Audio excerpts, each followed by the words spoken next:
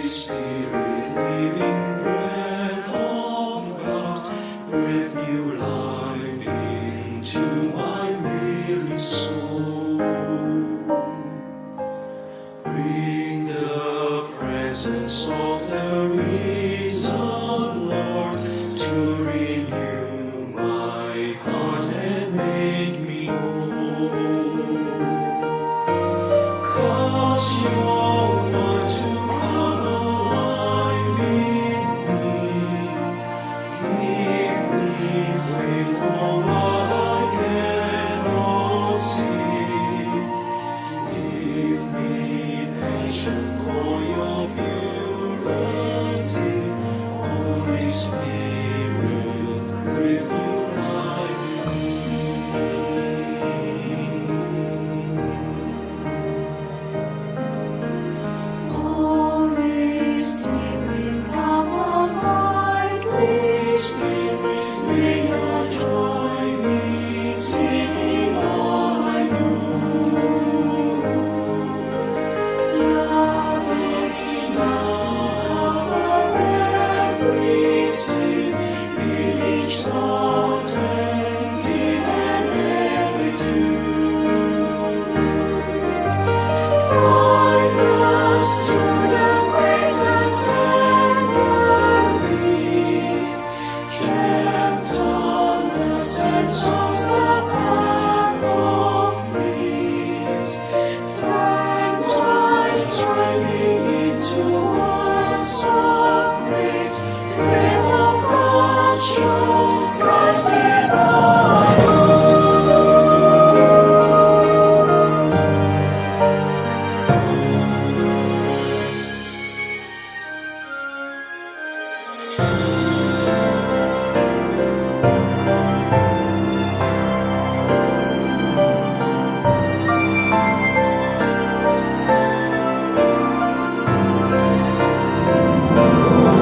Holy Spirit from creation's birth, giving life to all that God has made.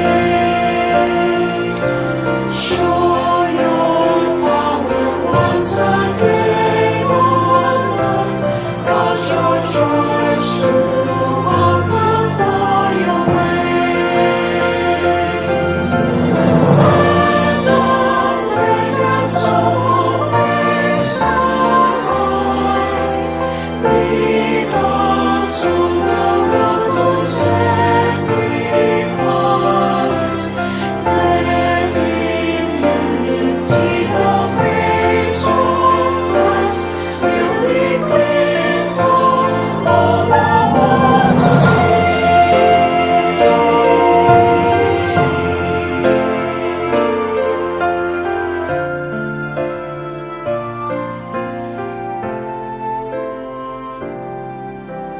Holy Spirit, living breath of God.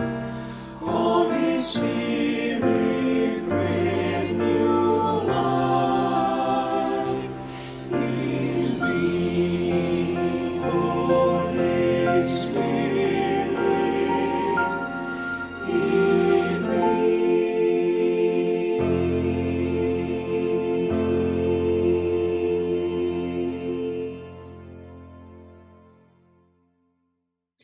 Shalom Bapak Ibu Saudara sekalian, selamat bertemu kembali di acara Sam Petra. Hari ini hari Jumat, tanggal 9 April 2021. Selamat bertemu kembali, saya berharap Bapak Ibu Saudara sekalian dalam keadaan yang sehat, dalam keadaan yang bersuka cita, karena hari ini kita akan sama-sama belajar tentang firman Tuhan yang akan disampaikan oleh hambanya. Mari kita sama-sama siapkan hati kita akan masuk ke dalam pujian persembahan. Kita akan angkat satu pujian, kita katakan, Tuhan inilah hidupku.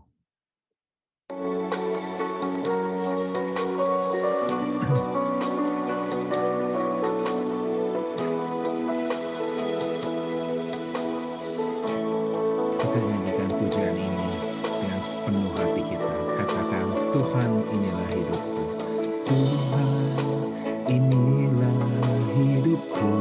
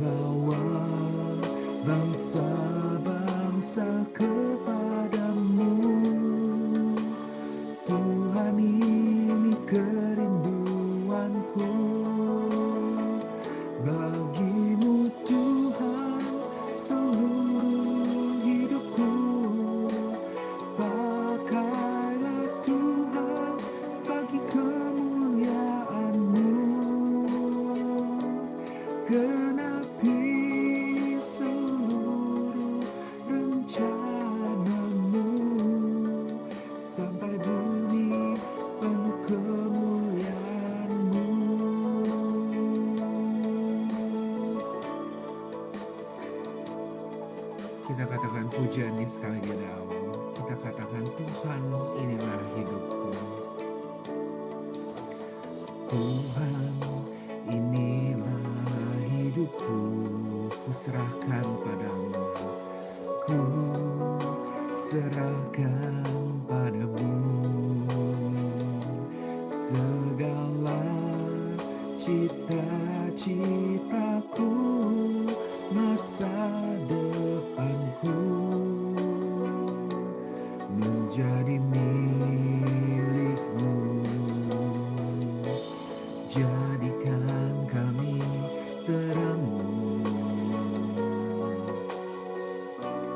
di tengah kegelapan dunia, membawa bangsa-bangsa kepadamu. Tuhan, ini kerinduanku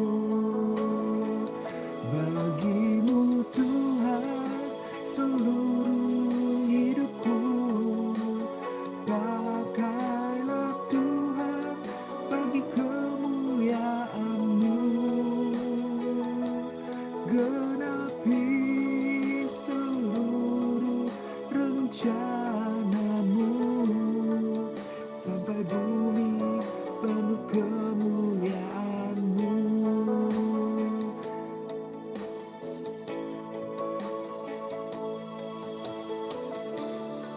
Biar segala puji, syukur, dan hormat hanya bagi nama-Mu Tuhan, karena Engkau yang berkuasa atas hidup kami. Biar bagi Tuhan seluruh hidup kita.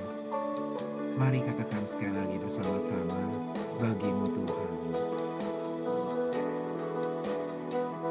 Bagimu Tuhan seluruh hidupku, pakailah Tuhan bagi kemuliaan-Mu.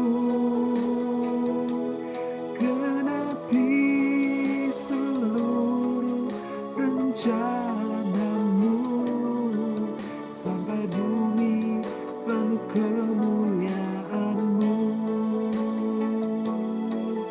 Sampai bumi penuh kemuliaan-Mu. Sampai bumi penuh kemuliaan-Mu.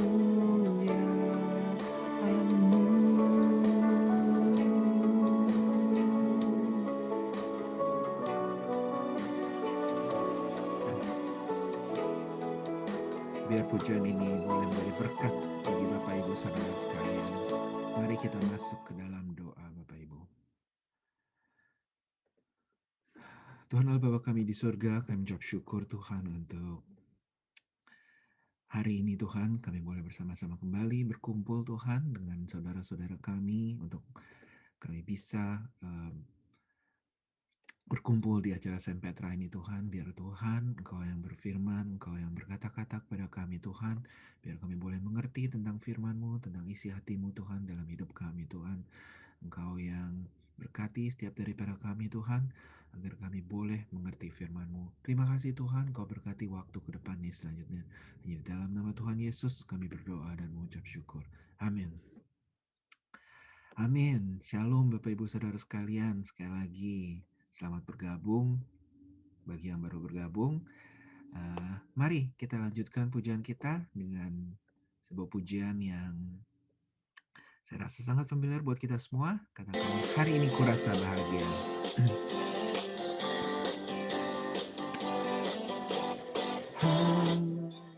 Hari ini kurasa bahagia, berkumpul bersama saudara seiman.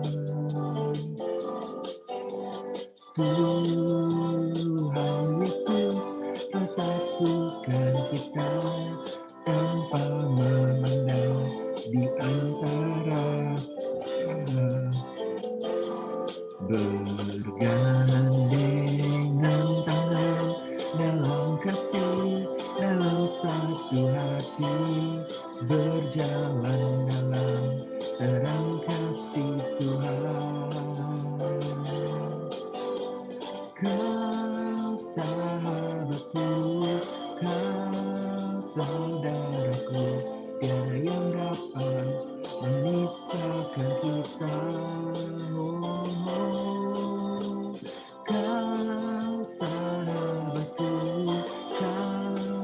saudaraku, tiada yang dapat memisahkan kita.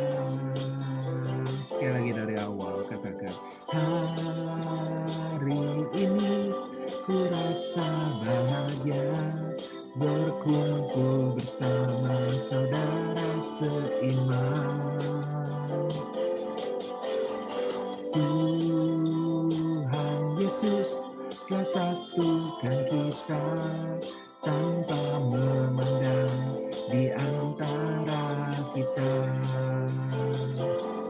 Bergandengan tangan dalam kasih, dalam satu hati, berjalan dalam terang kasih Tuhan. Kau sahabatku, kau saudaraku, tiada yang dapat memisahkan kita. Kau saudaraku, kau sahabatku, tiada yang dapat memisahkan kita. Bergandengan tangan dalam kasih, dalam satu hati, berjalan dalam terang kasih Tuhan.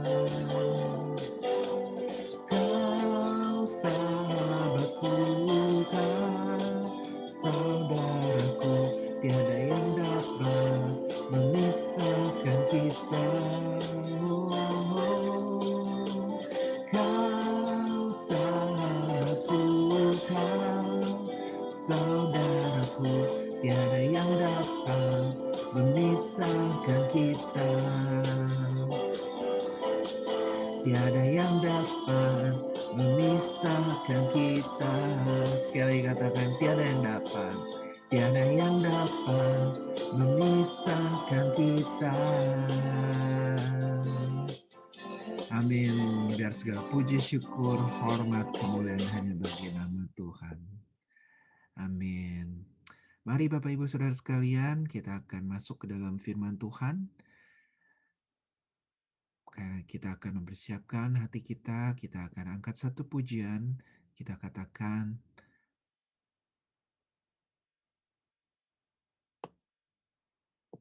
betapa hatiku rindu.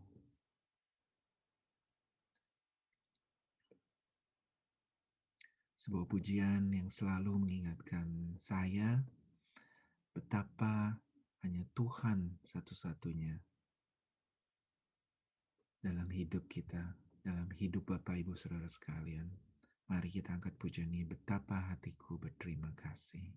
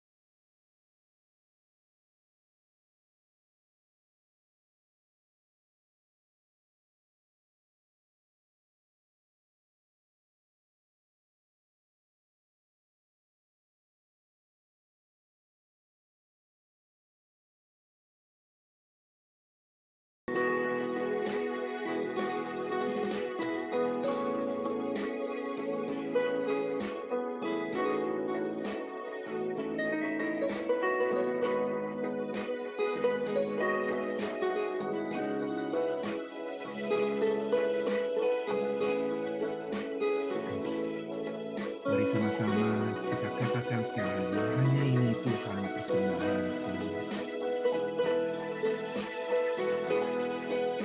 Hanya ini Tuhan persembahanku, segenap hidupku, jiwa dan ragaku, sebab tak ku miliki harta kekayaan yang cukup berarti untuk ku persembahkan.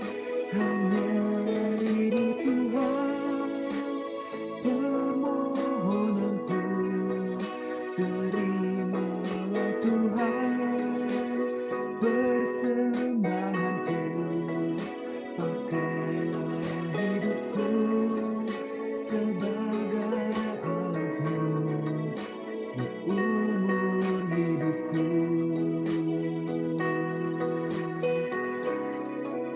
Pakailah hidupku sebagai alatmu seumur hidupku.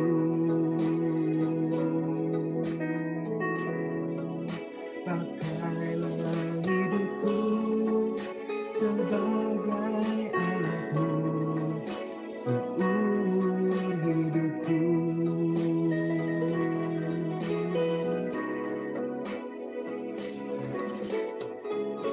Terima kasih Tuhan untuk kasih setia-Mu dalam setiap kehidupan kami. Biar Tuhan terus pakai kami dalam seumur hidup kita. Amin. Mari Bapak Ibu Saudara sekalian, kita akan masuk ke dalam firman Tuhan. Saya persilakan kepada hambanya untuk menyampaikan firman Tuhan. Shalom Bapak Ibu Saudara sekalian, selamat malam. Senang sekali kita bisa bersama-sama berkumpul secara online di dalam Saint Petra. Dalam beberapa minggu ini, Bapak Ibu Saudara kita berbicara topik tentang penginjilan. Dan kita bersyukur ada banyak sekali pembicara dari Hokim Tong Bandung yang mengisi pada beberapa waktu ini dan juga boleh menjadi berkat buat kita semua. Kita bersyukur mereka nanti akan berbagi tentang pengalaman mereka, tentang pengetahuan mereka, dan juga firman Tuhan yang dibagikan kepada kita, agar sungguh kita boleh lebih mengerti lagi tentang panggilan kita sebagai orang Kristen, yaitu untuk menginjili. 2 minggu lalu, Bapak Ibu Saudara, ada Pendeta Philip yang membawakan sesi tentang mengapa orang Kristen harus menginjili. Nah, di dalam sesi tersebut, kita mengerti bahwa panggilan kita sebagai orang Kristen adalah harus siap sedia menginjili, memberitakan Injil kapanpun dan juga dimanapun. Dan juga Bapak Ibu Saudara, pada hari ini, kita juga bersyukur karena satu topik yang akan kita bicara, seperti yang ada di layar, do and don't dalam memberitakan Injil. Dan hari ini ada pembicara tamu, Bapak Ibu Saudara, beliau adalah Pendeta Hendra Ray. Kalau Bapak Ibu tahu Pendeta Hendra Ray, pada bulan Februari, sewaktu Chinese New Year, beliau berkhotbah secara online juga di ICLA ini. Pendeta Hendra Ray melayani di Hokim Tong Bandung pada saat ini, dan beliau itu pernah studi di China, dan juga melayani pelayanan misi di China selama kurang lebih 7 tahun, sebelum akhirnya dia melayani di GII Hokim Tong. Beliau juga pernah menggembalakan di GII Hokim Tong Gadun Jati di Bandung. Dan beliau juga pernah menjadi dosen teologi Mandarin di STTB Bandung. Dan saat ini, beliau melayani sebagai ketua pelaksana Sinode Gereja Kristen Parosia. Nah, saya tidak akan berlama-lama lagi. Mari kita sama-sama mendengarkan dan juga belajar Saint Petra pada malam hari ini. Mari kita sama-sama mendengarkannya. Ya, selamat malam Bapak Ibu Saudara sekalian. Hari ini kita belajar sedikit do and don't. Nah, Saudara, dalam pemberitaan Injil. Di awal saya mengeluarkan satu statement bahwa dalam pemberitaan Injil itu do and don't-nya itu tidak ada sesuatu yang pakem sekali, ya. Tetapi kita melihat bagaimana Tuhan menuntun. Kita mulai dari baca Alkitab. Di dalam Markus 16 dikatakan, lalu ia berkata kepada mereka, pergilah ke seluruh dunia, beritakanlah Injil kepada segala makhluk. Ayat 10, Matius 10 ayat 7, pergilah dan beritakanlah kerajaan sorga sudah dekat, sembuhkan orang sakit, bangkitkan orang mati, tahirkan orang kusta, usirlah setan-setan, dan seterusnya. Dan Lukas 19 ayat 10, ayat yang juga banyak dihafal, sebab anak manusia datang untuk mencari dan menyelamatkan yang hilang. Nah saudara, apa itu pengertian penginjilan? Amsal 11 ayat 30, orang benar adalah pohon kehidupan dan dia yang memenangkan jiwa adalah bijak. Tetapi di dalam versi bahasa Ibrani dan versi King James Version dikatakan orang bijak akan memenangkan jiwa. Jadi orang-orang Kristen yang tidak bijak, tidak berniat, tidak berhasrat memenangkan jiwa. Dalam ayat ini terjemahkan dari Spurgeon. Jadi ayat ini pertama-tama adalah orang percaya harus menjadi penuh dengan buah-buah untuk memenangkan berkat karena jiwa-jiwa. Jadi harus menjadi penuh dengan berkat karena jiwa-jiwa. Buah orang benar adalah pohon kehidupan. Pada bagian yang kedua, usaha orang-orang percaya untuk menjadi pemenang jiwa. Ya, usaha kita dalam memenangkan jiwa-jiwa untuk Kristus. Jadi penginjilan itu berkaitan dengan segala usaha kita supaya orang percaya kepada Yesus Kristus. Demikianlah Charles Spurgeon. Nah, saudara, dalam evangelisasi atau di dalam misi itu terkait dengan dua hal. Yang pertama terkait dengan aksi. Demikianlah bagi orang Yahudi, aku menjadi seperti orang Yahudi supaya aku memenangkan orang-orang Yahudi. Bagi orang-orang yang hidup di bawah hukum Taurat, aku menjadi seperti hukum Taurat, sekalipun aku sendiri tidak hidup di bawah hukum Taurat, supaya aku dapat memenangkan mereka yang hidup di bawah hukum Taurat. Jadi harus ada tindakan yang nyata dalam hal ini, menyesuaikan diri supaya tujuan utamanya orang-orang itu, orang Yahudi ataupun orang yang hidup di bawah hukum Taurat, dapat dimenangkan untuk Kristus. Terus dikatakan, karena jika aku tidak memberitakan Injil, aku tidak mempunyai alasan untuk memegahkan diri, sebab itu adalah keharusan bagiku.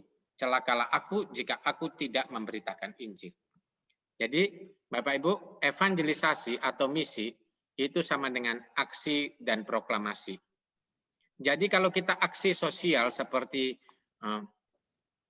kita bantu sembako, kita pengobatan gratis, kita bantu bimbingan belajar, kita pelihara anak-anak asuh, tanpa kita pernah proklamasi, itu bukan evangelisasi.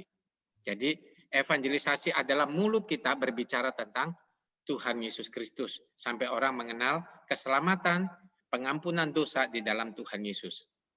Tetapi kalau kita proklamasi tanpa aksi, seringkali orang melihat kita tidak jadi teladan yang baik, sehingga banyak orang susah menjadi percaya karena keteladanan tidak ada pada orang-orang tersebut. Misalnya saudara, Anda kalau kita jadi misionaris ke negeri Tiongkok, orang-orang Tiongkok rajin. Ada pepatah Tiongkok yang mengatakan kalau ada orang bekerja keras, kamu harus lebih kerja keras dari dia. Kalau ada orang yang pintar, kamu harus lebih pintar daripada dia. Kalau ada orang rajin, kamu harus lebih rajin daripada dia. Baru kamu akan didengarkan. Nah saudara, jadi bayangkan orang-orang Tiongkok punya etos kerja yang sedemikian rupa. Dia pernah membangun 57 lantai hanya dengan 19 hari. Itu adalah sesuatu yang luar biasa. Lalu kalau orang misionaris pergi ke sana, tidak menunjukkan etos kerja yang sama, biasanya mereka tidak akan mendekati dan tidak mendengar. Jadi aksi dan proklamasi itu sangat dipentingkan. Jadi apa itu evangelisasi? Evangelisasi adalah membawa kabar baik Yesus ke dalam setiap situasi manusia dan berusaha untuk mengubah individu. Jadi sampai mengubah individu dan masyarakat dengan kuasa ilahi dari Injil itu sendiri. Pada intinya adalah proklamasi keselamatan dalam Yesus Kristus dan tanggapan seseorang di dalam iman. Nah, saudara, seringkali kita mengatakan memberitakan Injil. Dan apa itu memberitakan Injil? Apa itu Injil? Kabar baik? Iya. Keempat Injil? Iya. Pedoman hidup? Iya. Lalu ketika kita mendefinisikan, kita memberitakan Injil, permisi tanya, apa yang kita beritakan? Nah, mari kita lihat definisi menurut Alkitab. Ada silogisme yang menarik di dalam Alkitab. Dikatakan Injil itu adalah kekuatan Allah. Ya. Sebab aku mempunyai keyakinan yang kokoh dalam Injil karena Injil adalah kekuatan Allah yang menyelamatkan setiap orang yang percaya. Jadi, kalau seorang dikatakan memberitakan Injil, ia harus memberitakan kekuatan Allah. Tanpa pemberitaan tentang kekuatan Allah, itu bukan pemberitaan Injil. Jadi, kalau kita berbicara tentang Injil, maka seorang Kristen wajib mencintai Alkitabnya, sehingga dia bisa memberitakan kekuatan Allah yang ditulis di dalam Alkitab. Injil adalah kekuatan Allah. Jadi banyak orang hanya pendekatan dan pendekatan dan pendekatan, itu bukan pemberitaan Injil. Ya. Pada waktu tahun 98 sampai 2002 di Jawa Timur, saya ketua penginjilan untuk suku-suku terabaikan, untuk unreached people di bawah PJRN, Persekutuan Jaringan Riset Nasional. Nah, saudara, ada banyak sekali orang yang diutus ke suku-suku terabaikan, ternyata mereka tidak pernah memberitakan Injil. Yang dilakukan hanya pendekatan dan pendekatan. Nah, bagi definisi sesuai dengan Alkitab, itu adalah hal kesalahan atau sesuatu yang pemborosan yang tidak perlu. Karena ternyata utusan itu tidak sampai memberitakan Injil adalah kekuatan Allah. Jadi kalau kita memberitakan Injil, beritakanlah kekuatan Allah. 1 Korintus 1 ayat 18 dikatakan, sebab pemberitaan tentang salib memang adalah kebodohan bagi mereka yang akan binasa, tetapi bagi kita yang diselamatkan, pemberitaan itu adalah kekuatan Allah. Jadi Injil adalah kekuatan Allah, dan kekuatan Allah adalah pemberitaan tentang salib Kristus. Nah, saudara sekalian, pemberitaan Injil harus sampai kepada pemberitaan tentang salib Kristus, kuasa pengampunan di dalam Kristus Yesus, di mana kasih dan keadilan Allah bersatu di dalamnya. Silogisme yang ketiga dikatakan, tetapi untuk mereka yang dipanggil, baik orang Yahudi maupun orang bukan Yahudi, Kristus adalah kekuatan Allah dan hikmat Allah. Jadi kita simpulkan, saudara, Injil adalah kekuatan Allah, pemberitaan tentang salib adalah kekuatan Allah, Kristus adalah kekuatan Allah. Jadi kalau kita memberitakan Injil, fokus utamanya adalah pemberitaan tentang salib. Mengapa Kristus perlu disalib? Mengapa kita perlu menerima salib Kristus? Yang kedua, kita memberitakan tentang Kristus, hidup dan karya Kristus. Dan yang ketiga, kita memberitakan tentang kekuatan Allah. Ada banyak kekuatan Allah, saudara, tetapi kekuatan Allah yang dahsyat, yang menginspirasi adalah kekuatan yang sanggup mengampuni dosa manusia dan sanggup mengubahkan hidup manusia. Jadi tidak ada pemberitaan Injil sejati jika tidak ada salib, tidak ada Kristus, dan tidak ada kekuatan Allah. Mari kita lihat studi kasus Yohanes pasal 4. Tuhan Yesus dan perempuan Samaria. Ini ayat 1 sampai 6. Yesus ada di satu tempat di daerah Samaria sampai ke tempat bernama Sikar, sebidang tanah di situ, dan Yesus ada di sana. Nah, saudara, ya, kita lihat di situ. Nah, coba kita perhatikan Yohanes pasal 4, waktu percakapan, tepat waktunya. Dikatakan di situ, maka disitulah perigi Yakub, maka Yesus sebab penat berjalan, segeralah duduk di sisi perigi itu, yaitu kira-kira pukul 12 tengah hari. Ya. Nah, saudara, orang Samaria itu sumurnya orang Samaria. Tetapi orang Samaria sendiri itu umumnya tidak mengambil air pada waktu jam 12 siang itu. Karena perempuan Samaria ini merasa dirinya tidak layak, merasa dirinya adalah sampah masyarakat, merasa dirinya adalah perempuan amoral, dia mengambil waktu siang hari di mana orang lain tidak ingin pergi ke situ. Saudara, lalu Tuhan Yesus sesuai dengan visinya mencari dan menyelamatkan yang hilang. Apakah hanya sekedar ia penat berjalan lalu duduk di situ? Tidak, saudara. Ia sengaja berpisah daripada murid-muridnya. Ia mencari inisiatif dan tidak sekedar nunggu untuk orang datang konsultasi. Dia cari waktu yang pas di mana ia bisa bertemu dengan perempuan Samaria itu. Jadi waktu yang pas dengan objek. Jangan paksakan kita punya waktu sedangkan orang lain kesulitan waktu. Jangan paksakan ketika kita fit sedangkan orang lain tidak fit. ketika orang lain tidak nyaman. Jadi jangan paksa waktu pas kita pada waktu yang tidak pas mereka. Nah, saudara perhatikan konteks ini. Setiap pengikut Kristus sejati meneladani Yesus, berinisiatif mencari orang yang perlu mendengar Injil. Bukan sekedar manajer misi, kasih uang lalu kita berpikir kita sudah memberitakan Injil, pengobatan gratis lalu kita pikir kita sudah memberitakan Injil, atau mission trip kita pikir kita sudah memberitakan Injil. Ya. Saudara, jangan sampai orang Kristen mulutnya tidak pernah memberitakan tentang Injil, yaitu salib, Kristus, dan kekuatan Allah di dalam kasih dan pengampunannya. Berikutnya ayat 9 dikatakan, ya, maka kata perempuan Samaria itu kepadanya, masakan engkau seorang Yahudi minta minum kepadaku seorang Samaria? Sebab orang Yahudi tidak bergaul dengan orang Samaria. Tuhan Yesus mencoba minta tolong, dan ini adalah upaya mensejajarkan diri. Dunia apa, saudara? Mari kita belajar rendah hati dan hargai orang. Ya, hargai orang. Jangan datang dengan perasaan bahwa saya punya yang penting dan mereka pasti membutuhkannya. Akhirnya kita jatuh kepada sok penting dan sok pintar.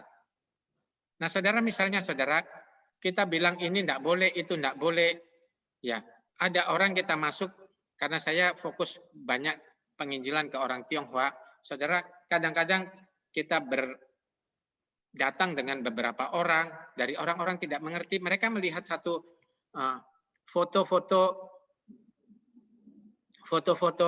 orang-orang yang mereka kasih yang sudah meninggal, lalu di depannya ada hiu, dan gampang sekali orang berkata, jangan pasang itu penyembahan berhala. Saudara, hargai kebudayaan orang, ya. Apakah benar itu penyembahan berhala atau tidak? Saya pernah menginjili dengan beberapa orang, lalu masuk ke situ ada naga, ya, ada gambar naga. Mereka bilang rumah ini ada setannya. Saudara, jangan cepat-cepat seperti itu. Hargai kebudayaan orang. Naga di dalam kitab Wahyu dan naga bagi orang Tionghoa itu berbeda jauh. Dalam kitab Wahyu naga kepalanya 7, mahkotanya 7. Sedangkan naganya orang China itu kepalanya 1. Dalam kitab Wahyu, naga itu adalah satu yang menentang keselamatan, sedangkan simbol naga bagi orang Tiongkok adalah satu hal yang mendatangkan kekuatan, juga yang menyelamatkan. Jadi jangan gampang merendahkan orang lain, tetapi mari kita lebih menghargai orang. Ya, Tuhan Yesus duduk sama orang Samaria dan minta kepada dia. Ya. Dia minta tolong, makanya orang Samaria, masa engkau orang Yahudi minta minum kepadaku seorang Samaria? Nah, saudara, jangan menganggap satu tinggi, satu rendah. Tuhan Yesus merendahkan diri supaya orang Samaria ini merasa, oke, saya bisa mendengarkan dia. Dan orang Samaria ini merasa diterima. Kemudian, Yesus tidak terikat satu metode. Munculnya penginjilan adalah kreativitas kontekstual. Perhatikan di sini, kata Yesus kepadanya, berilah aku minum. Jawab Yesus kepadanya, barang siapa minum air ini, ia akan haus lagi. Tetapi barang siapa minum air yang akan kuberikan kepadanya, ia tidak akan haus untuk selama-lamanya, yang terus-menerus memancar sampai kepada hidup yang kekal. Nah, saudara sekalian, kreatif menggunakan yang ada di sekitar sebagai alat untuk menyampaikan berita Injil. Jadi ingat, saudara, kadang-kadang kita memikirkan satu metode tertentu itu yang wajib, sehingga kita hafal metode itu, tapi tidak hafal firman Tuhannya. Sehingga kita hafal metode itu, tapi lupa bahwa di dalam Alkitab, tidak, Yesus itu selalu kreatif, tidak menggunakan satu metode untuk seluruh orang yang dihadapinya. Ia sangat kreatif. Jadi jangan sampai kita mendewakan satu metode sampai kita lupa bahwa Tuhan dan firman Tuhan itu yang paling utama. Ya.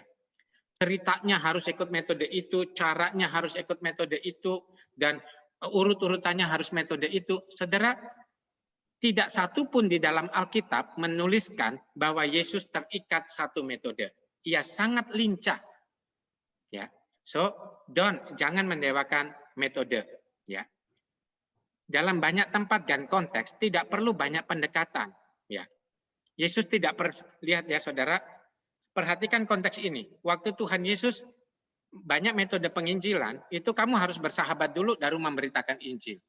Oh, tidak demikian selamanya, saudara. Ya, tidak demikian selamanya.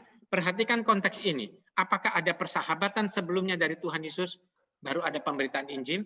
Atau Tuhan Yesus langsung bangun komunikasi, kreatif memakai sesuatu di tempat tertentu, baru dia memberitakan Injil.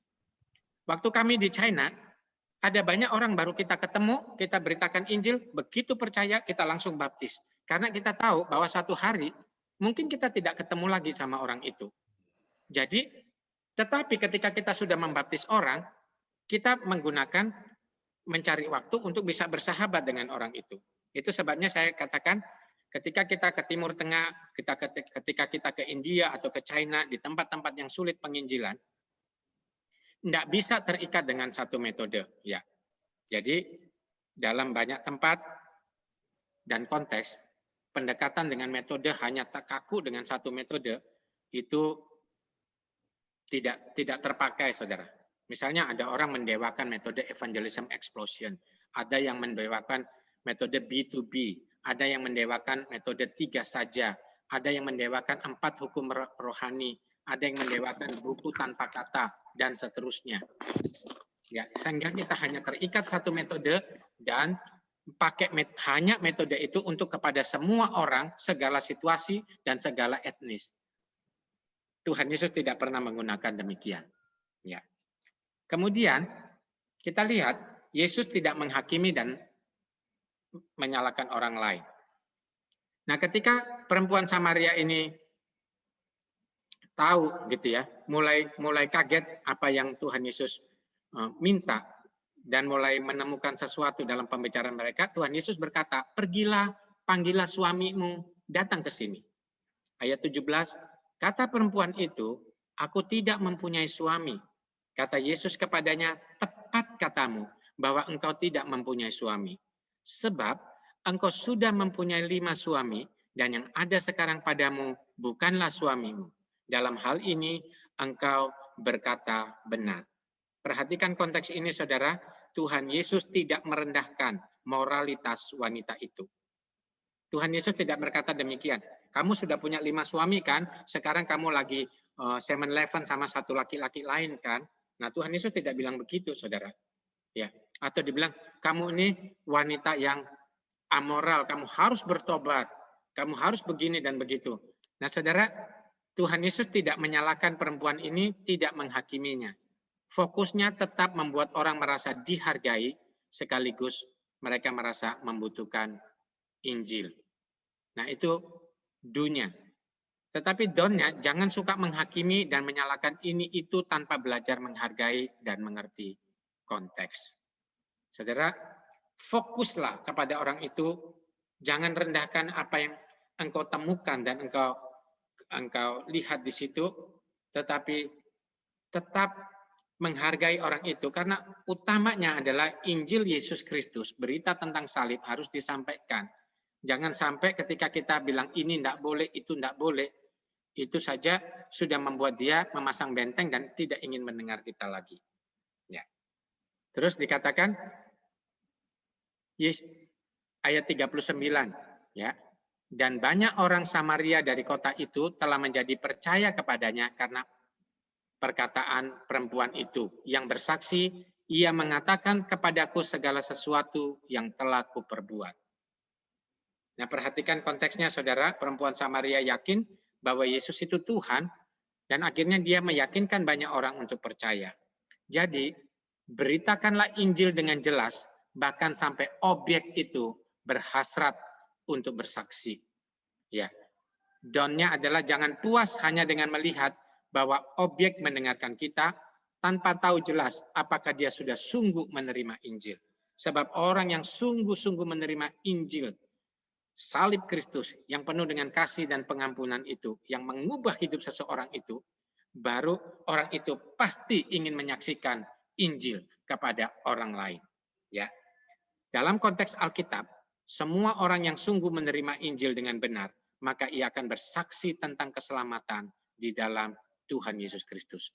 Orang yang tidak mau bersaksi memberitakan Injil salib Kristus, mungkin sekali dia belum sungguh-sungguh menerima Tuhan Yesus Kristus. Kemudian ayat 40 saudara dikatakan ketika orang-orang Samaria itu sampai kepada Yesus, mereka meminta kepadanya supaya ia tinggal pada mereka dan ia pun tinggal di situ 2 hari lamanya. Dan lebih banyak lagi orang yang menjadi percaya karena perkataannya. Perhatikan konteks ini saudara, Tuhan Yesus memberitakan Injil terlebih dahulu, baru membangun persahabatan, bukan sebaliknya. Saudara, ini adalah satu out of the box yang dilakukan oleh Tuhan Yesus. Jadi kita bisa melakukan persahabatan dulu, baru memberitakan Injil, tapi jangan itu menjadi satu ikatan yang mati. Buktinya Tuhan Yesus dalam hal ini memberitakan Injil, orang percaya Tuhan Yesus, baru dia mau menjalin persahabatan dengan cara menumpang di rumah orang ini. Jadi dunia apa saudara? Jalinlah relasi dengan orang-orang yang sudah dimenangkan untuk Kristus. Downnya apa saudara? Jangan puas orang sudah bertobat, lalu kita tinggalkan dia bergumul sendiri. Dalam konteks-konteks pelayanan tertentu. Nah saudara, adalah hal yang setelah orang sungguh percaya kepada Tuhan, dia membutuhkan kehadiran kita. Misalnya kita pelayanan di tempat-tempat yang sensitif gitu ya. Nah saudara, ketika orang percaya kepada Tuhan, mungkin sekali ia dibenci oleh saudaranya, mungkin ia dikejar dan dibunuh oleh saudara-saudaranya, mungkin sekali ia tidak menerima warisan lagi dari saudaranya, mungkin sekali ia disingkirkan dari kampung halamannya sendiri. Nah orang-orang demikian sangat perlu pendampingan yang bagus. Nah saudara perhatikan di dalam Alkitab ada banyak hal saudara. Yesus habis menginjili Sakeus, baru menumpang di rumah Sakeus. Paulus memberitakan Injil kepada Lydia penjual kain ungu, baru dia menumpang di situ. Paulus juga menumpang di rumah Priscilla dan Aquila setelah menyampaikan ajaran-ajaran yang benar. Nah, terkadang dengan menyediakan diri menumpang di rumah orang yang kita layani, itu jalannya lebih baik. Nah, saudara, kadang-kadang saudara, kita ini merasa diri tidak nyaman, padahal kita sudah meninggalkan tempat kita untuk pergi ke tempat jauh, lalu kita cari hotel dan hotel dan hotel dan hotel. Nah ini perlu kita pikirkan apakah itu alkitabiah atau enggak. Padahal saudara, kalau kita setelah melayani, terus orangnya bilang, numpang di rumah saya. Saudara, kadang ada sentuhan yang berbeda yang membuat orang itu bisa menjadi pelayan-pelayan Tuhan yang baik. Beberapa tambahan saudara, ya, beberapa tambahan di sini dikatakan ini barusan Pak Agus khotbah di Hokim Tong, kita semua mendengarkannya ya di acara ini. Ya. Filipus diminta Tuhan ke jalan sunyi. Nah, Filipus tuh lagi asik-asiknya melayani, dia enjoy melayani, ada banyak orang dilayani. Tahu-tahu Tuhan suruh malaikat Tuhan untuk Filipus tinggalkan semua itu, lalu pergi ke jalan sunyi. Nah, saudara, saya pernah ketemu seorang dokter dari Universitas Airlangga Surabaya. Nah, saudara, orang ini punya penghasilan yang lumayan, ya. Tetapi Tuhan menggerakkan dia untuk tinggalkan semua itu, untuk pergi ke Tiongkok, ya. Nah, dia pergi ke Tiongkok, saudara. Tentu dia tidak berprofesi sebagai dokter, karena dokter di Indonesia tidak bisa diterima otomatis menjadi dokter di Tiongkok, apalagi dokter di Tiongkok banyak gitu dengan teknologi yang lebih maju. Tapi dia sebagai orang biasa, ya. Tetapi dia menolong tempat-tempat tertentu di mana orang-orang itu soal kesehatan perlu dibantu dan sebagainya. Dia tinggalkan segalanya dan akhirnya Tuhan memakai dia di beberapa provinsi dimanapun dia berada, gereja-gereja didirikan dan ribuan orang komunis dimenangkan di dalam Kristus. Jadi apa yang kita lakukan? Dimanapun kalau Tuhan mau, segera taatilah dia dan pergilah. Kadang-kadang di dalam kehidupan kita ada yang Tuhan menggerakkan hati kita untuk memberitakan Injil kepada seseorang. Kita tidak bisa memberitakan Injil kepada semua orang.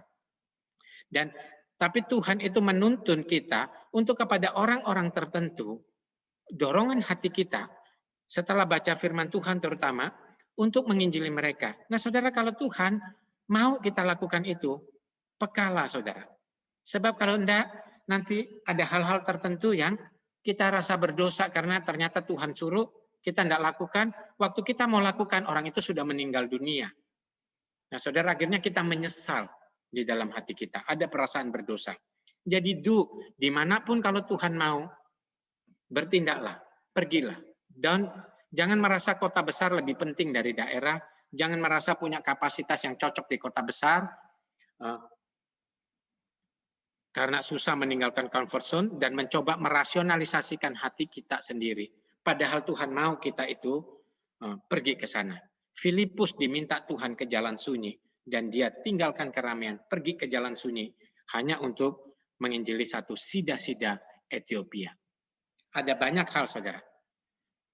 Nah, ini yang paling terkenal adalah panggilan Makedonia, Rasul Paulus. Dia ingin pergi ke satu tempat, tetapi pada malam harinya tampaklah oleh Paulus suatu penglihatan.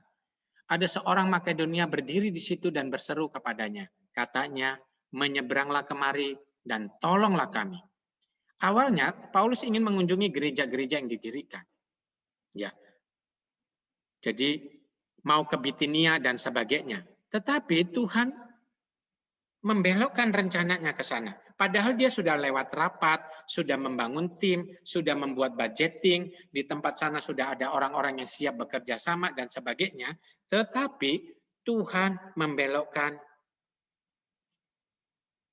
perjalanan Paulus. Nah saudara, ke Makedonia yang paling menonjol, dia hanya memberitakan ke seorang wanita bernama Lydia, penjual kain ungu. Tetapi saudara, sejarah kekristenan mencatat, dari rumah Lydia inilah Eropa dijangkau untuk Kristus. Ini adalah contoh bagaimana kita bisa mengikuti bimbingan Roh Kudus meski itu bertentangan dengan rencana atau gagasan yang kita sudah buat. Jadi apa kita? Be flexible. Sudah rencana matang, ada budgeting, namun kalau Tuhan suruh yang lain, segeralah bertindak. Tidak perlu tunggu ada proposal sebelumnya. Dan apa? Jangan pakai cara-cara dunia dalam pemberitaan Injil. Jangan buat aturan terlalu rumit sehingga orang takut ini dan itu dan akhirnya enggan. Saudara, coba kita selidiki Alkitab dengan banyak contoh-contoh yang lain. Ya, penginjilan itu semakin sederhana, semakin efektif.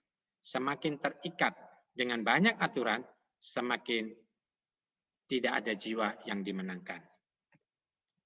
Nah, saudara, saya sharing sampai di sini. Silakan. Demikian Bapak Ibu Saudara, sesi yang kita bisa belajar tentang do and don't dalam memberitakan Injil.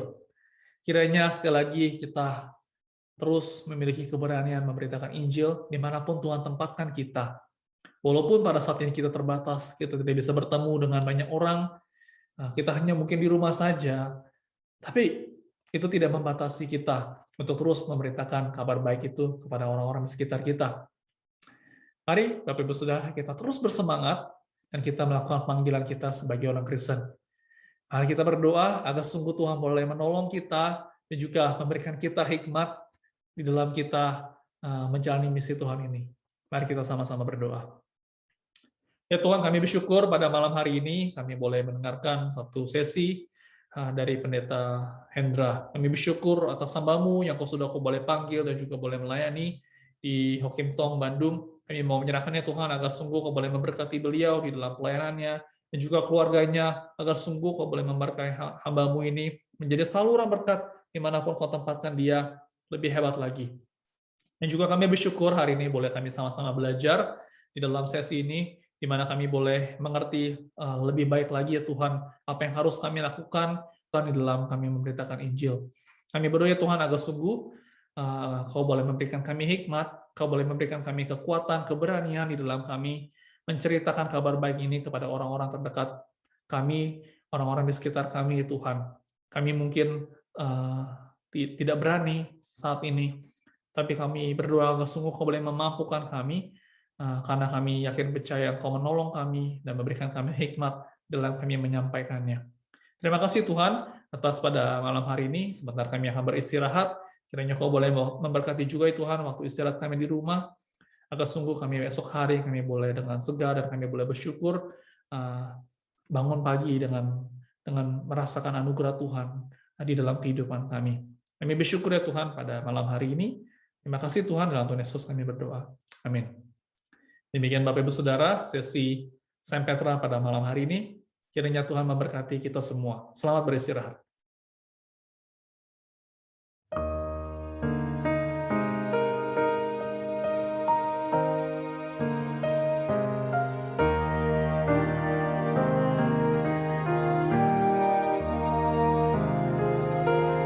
Holy Spirit, living breath of God, breathe new life into my weary soul. Bring the presence of the